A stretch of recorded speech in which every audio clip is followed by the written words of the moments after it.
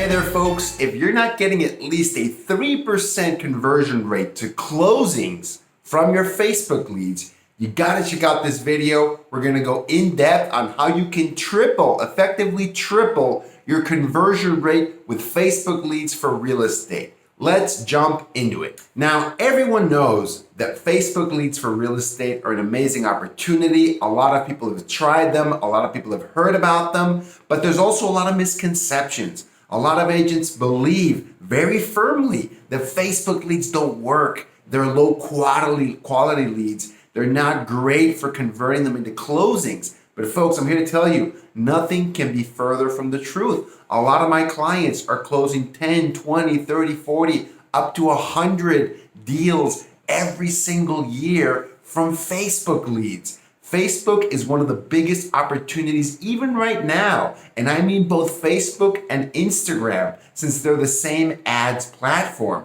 They're one of the lowest cost leads to generate and still one of the biggest opportunities when it comes to ROI. When you compare a lead source like Facebook to another lead source like Zillow or Realtor.com, the return on investment isn't even close. The return on Facebook leads is still the highest that I've seen of any lead source in real estate. So you should not only try out Facebook leads, you need to learn how to master it and convert it at the highest level. Most real estate agent and real estate teams only convert Facebook leads at about a 1% conversion rate to closing. They need about 100 leads to get one closing within the next 6 to 12 months.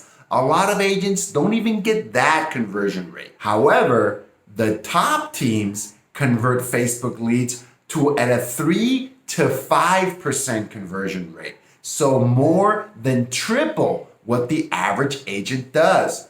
What do they do differently? What's the difference? What's the secret sauce that the top teams in the country are using to convert these leads? Well, I'm glad you checked out this video because we're gonna go in depth in the top steps that the top teams take to triple the conversion rate of the average agent. One of the biggest, most important things the top teams do is they meet the client where they are. They meet the lead where they are in their journey. One of the biggest mistakes that I see with Facebook leads is a lot of agents that are new to Facebook, they want to approach these leads like they were leads from their database, a referral and recommendation lead, or they approach them even worse, like they're a lead from Zillow or Realtor.com. They want them to transact immediately in the next 90 days. And a lot of the questions that the agents ask in their first interaction with a Facebook lead is what kind of home do they want? How many bedrooms and bathrooms? Do they want to go see homes today? Are they pre-approved for a mortgage? When are they going to buy, right? What's their time frame to purchasing the home? All of these questions, inadvertently, subjectively, they tell the lead that you're only interested if they're going to buy in the next 90 days. And the reality is that most Facebook leads are further up in the funnel than that. Typical Facebook lead is going to be a year out from purchasing, 6 to 12 months out. That's normal for Facebook. And most agents get discouraged. They don't want to talk to them. They see no point in talking to them. However, the top teams take a very different approach. They meet the lead where they are. If they're a year out, that's awesome. That's great. They try to add value right where the lead is. In your first interaction with a lead that's coming from Facebook, the goal shouldn't be to set an appointment and go show them a home that day. The goal needs to be show them some value. Show them why it's important to have an agent, right? That's one of the biggest mindset shifts that I see on the teams that are executing on Facebook at the highest level. When you approach a lead and you assume that they're at the top of the funnel, the conversation can go very differently. You ask questions that they can answer even if they're a year out, that are relevant to them even if they're just getting started. For example, you can say, hey, I know you're just getting started and it's early, but I'd love to ask you a question. What would you like to change about your current home? That is a question that's very different than how many bedrooms or bathrooms you want in your property.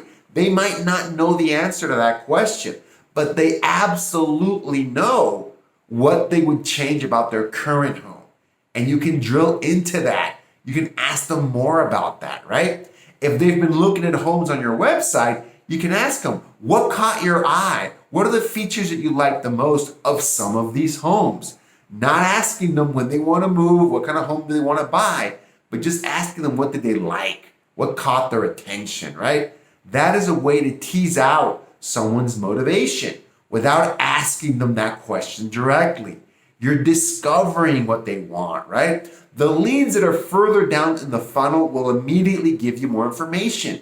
But with using that different approach, a more open-ended approach, you're not discouraging and discarding leads that are at the higher end of that funnel. When you take the wrong approach with a top of funnel lead, like a Facebook lead, what you get is you get ghosted.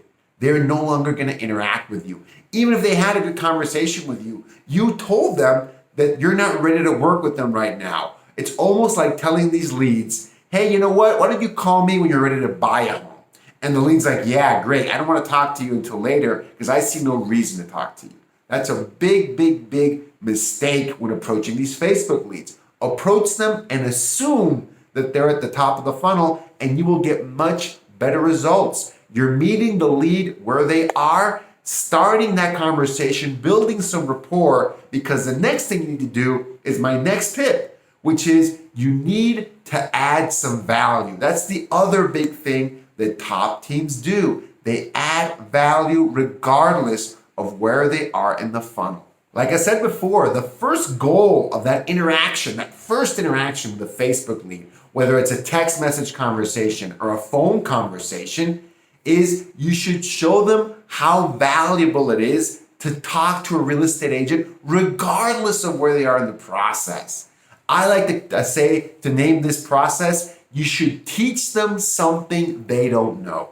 Teach them something they don't know, because if they learn something from the interaction with you, something they did not know about the home buying process, the financing process, the current state of the market. There's a lot of anxiety here in the market right now. Is the market going up? Is the market going down?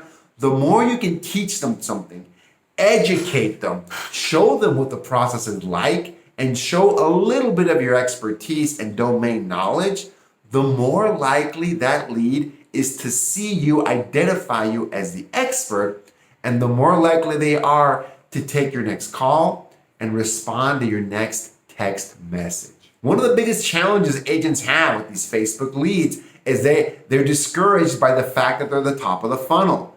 But the agents that understand and figure out how to convert those leads regardless of where they are in the funnel are gonna win big in the coming years, because those bottom of funnel leads from the Zillows, from the Realtor.coms, they're only getting more expensive. The ROI is dramatically shifting down.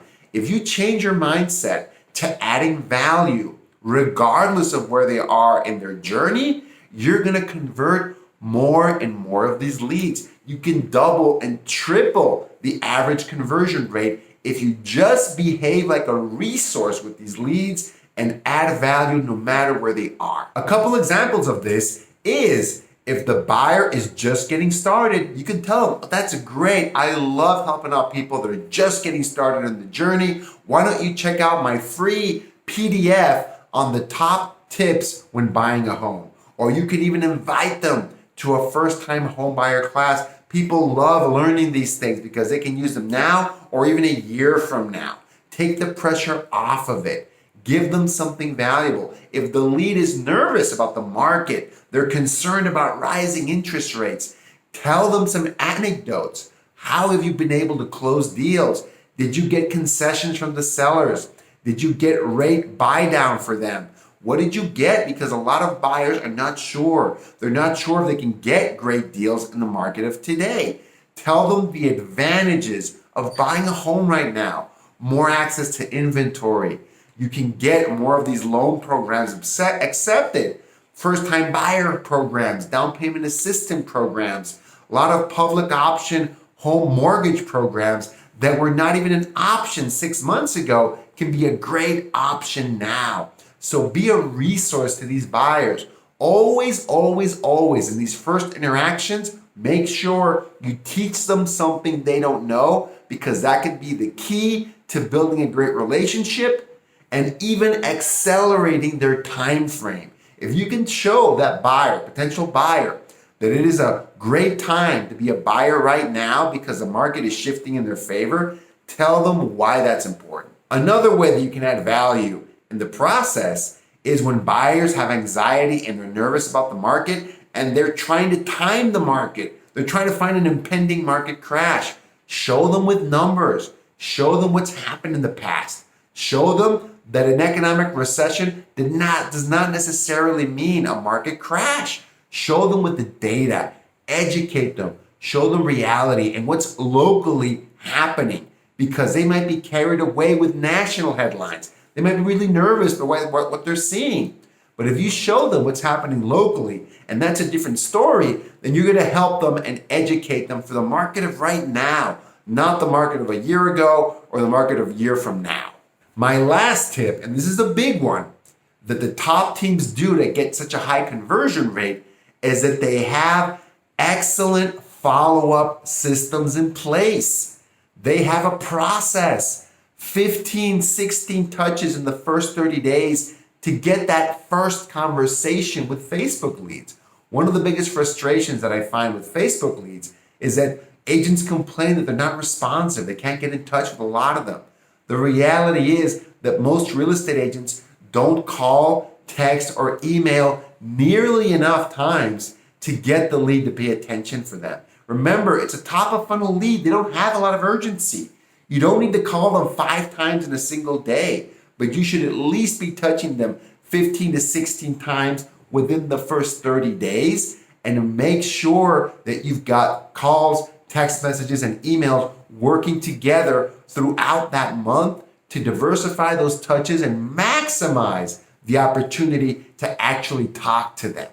The top teams have this down to a science. They have dedicated staff making those calls, responding to those text messages, and getting more conversations going with these leads. The 2 top ways that the teams make this happen is with automation through their CRM, through all different tools that send out these text messages that are trying to reach out to these leads, and they have someone dedicated making those phone calls. That can be an agent, that can also be an ISA. A lot of folks don't even know that you can get a qualified, native English-speaking, experienced ISA making calls on your behalf for as little as $5 to $6 an hour. Every single top team that we've worked with that is converting Facebook leads at the highest level is using an ISA and making sure that no lead is left behind. Those phone calls are being made no matter what. And once you've contacted the lead, then you can continue to follow up with them consistently, because it's not just about first contact. Remember, they're top of the funnel. You've got to make that second contact, third contact, fourth contact. And if you're adding value in each one of those interactions, you're much more likely to get a conversion. And also, this is surprising to most folks, those leads don't end up being 12 months out in reality. You can actually accelerate their timeline because you're showing them the steps they need to take, the opportunities that are in this market, so they can accelerate their time frame and purchase a home much sooner. That's it, folks. Those are the top ways that the best teams in the country are converting their Facebook leads. If you found this video useful, please give us a like and crush that subscribe button. We upload a new video with tips and tricks every single week.